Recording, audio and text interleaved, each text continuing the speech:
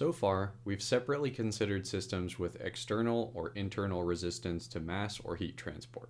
But generally, both resistances must be considered for real systems. Let's see how we could treat combined internal and external resistance to mass transport for a first-order reaction in an isothermal flat plate. A mole balance on A in a thin slice through our slab gives an expression that looks like this.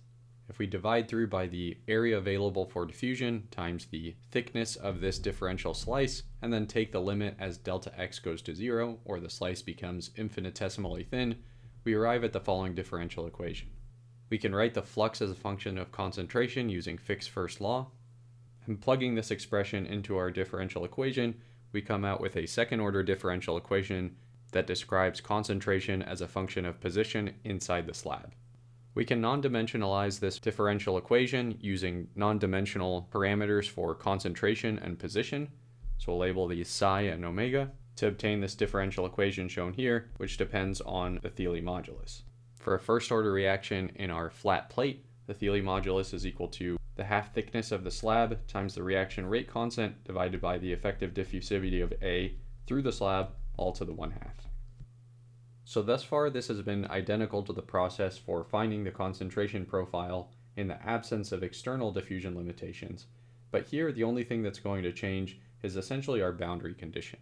So we could either describe this as a surface concentration that depends on the mass transport coefficient through the boundary layer and a bulk concentration, so essentially, as we've done before, solving the concentration profile through the boundary layer, or we can set a boundary condition that equates the flux of A going into the plate, so the internal mass transport, to the flux of A reaching the plate by diffusion through the boundary layer. Solving this problem through either of these means, we can come up with a concentration profile that looks like this, where here we've introduced one additional dimensionless parameter, the Biot mass number, and this is equal to the half thickness of the slab times the mass transport coefficient through the boundary layer divided by the effective diffusivity of A. So this quantifies the relative rates of transport outside of the slab relative to through the slab. Similarly to how we did for internal resistance to transport, we can define a new overall effectiveness factor. So we'll label this omega.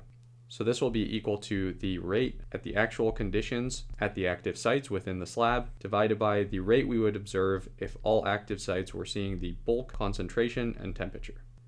The overall effectiveness factor will be a product of an external effectiveness factor and an internal effectiveness factor. So for our flat plate geometry with a first order reaction, the overall effectiveness factor would be equal to this expression. So here we have two terms, one associated with the internal effectiveness factor, so this looks identical to the expression we've seen before, and this second term is the external effectiveness factor.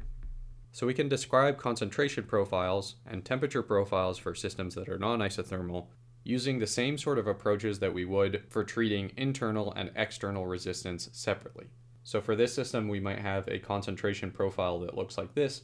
We have a constant composition in the bulk fluid, we have a linear decrease in concentration of A through the boundary layer, and then we have some depletion of A within the catalyst pellet. So here we've seen how mathematically we can treat systems in which there is combined internal and external resistance to mass or heat transport.